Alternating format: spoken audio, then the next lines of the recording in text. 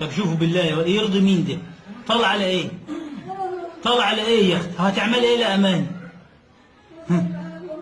يلا لازم يقعد معاها. تقعد معاها ده.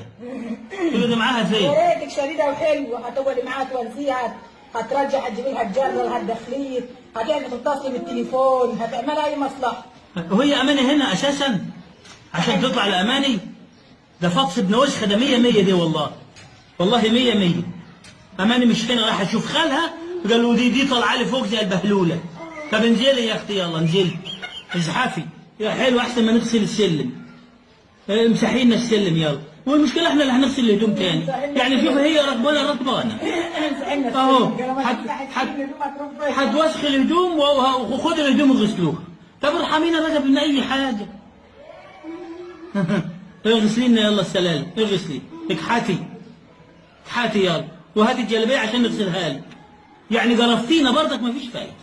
يلا نتي. هاوي حبة هاوي، خليها قاعدة على السلمة دي. شوفوا يا أولاد، دي أم عاقة. ديت أم عاقة. مش الولد يبقى هو اللي عاق لا والديه، هي الأم العاقة دي. تجرفنا. بس كفاية في البلد.